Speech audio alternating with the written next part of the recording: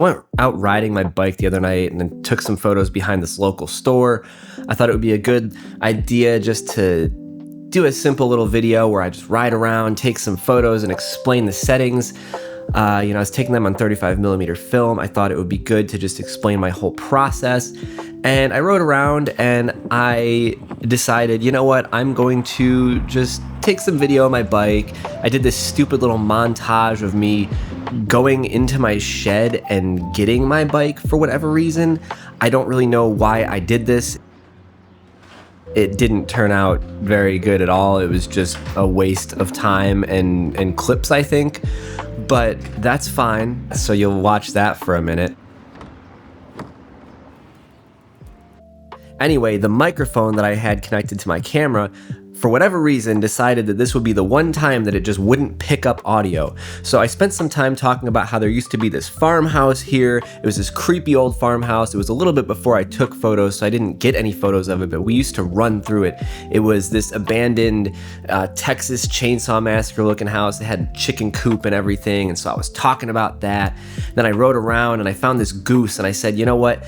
Hey, I want to tell you about the house. And then he ran away from me, and then he flew over to the other side of the parking lot because he didn't want to listen to a damn thing that I had to say.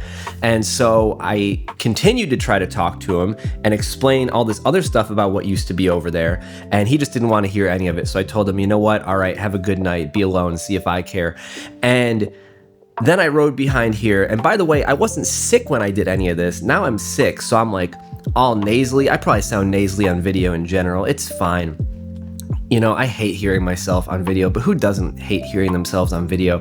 The sunset was awesome, so I talked about that.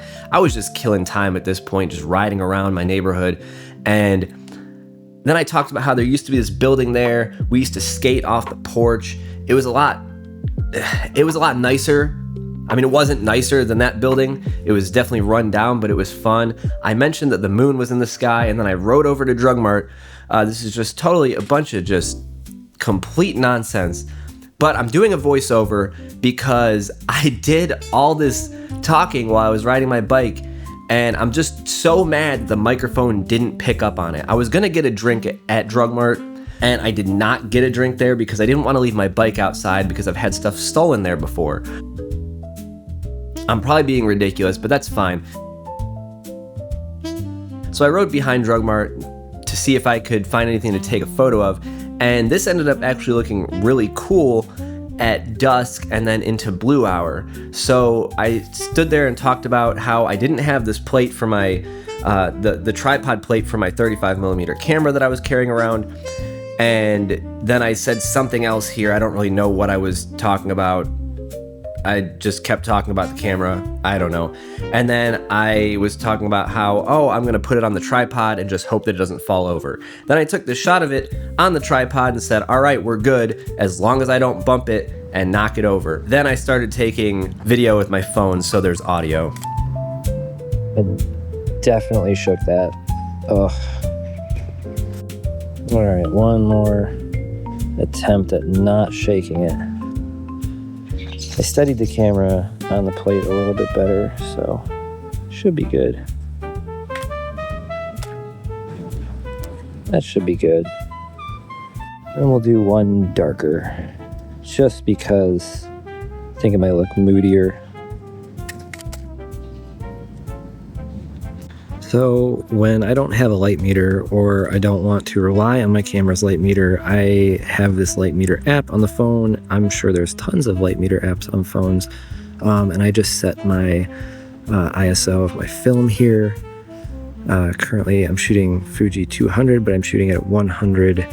And then I put the f-stop that I'm going to be shooting at. I have it set at 8, and then it gives me a readout from based on where I put this little circle. That's where it's metering an average at. So it seems about 5 seconds. But then you want to factor in for reciprocity failure. So with reciprocity failure, I probably want to be around 8 to 10 seconds. So I'll just try 8 seconds and we'll see how that goes. I'll also do one at 10. So before somebody asks, because I know someone's going to ask, yes, there is a light meter in the camera, but a lot of times what you'll find with older 35mm cameras is that either the light meter in it just sucked to begin with, or over time it's kind of degraded and maybe just doesn't work as well as it did before. So you're not getting the most accurate readings. So I'll just use the app on my phone.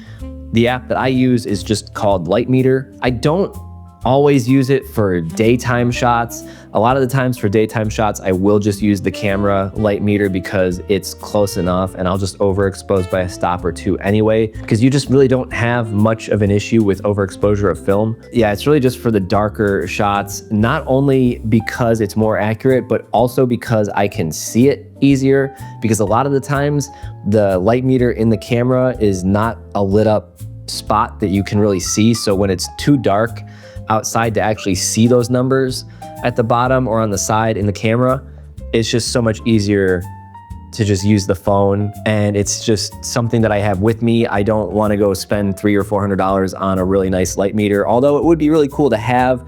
I just think it would be another extra piece of gear that I just personally don't want to carry around. And I'm fine with using my phone. So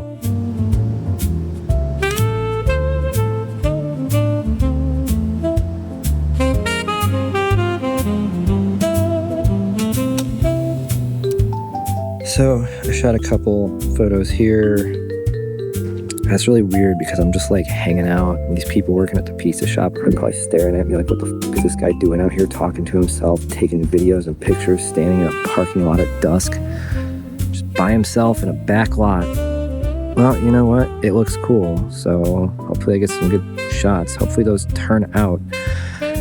I did some at 8 seconds and I did some at 4 seconds when I stopped it down to, what do I have it at? I think I have it at 5.6. I didn't look, so yeah, it's 5.6. So I metered that properly. So I did that. I did the 5.6 at 4 seconds. I did the 8 at 8 seconds, and hopefully those turn out. Oh, but the light is getting so good because the sky is getting deeper blue. What do I do? So I just shot one at 15 seconds, one at 8 seconds, and then one at 2 seconds.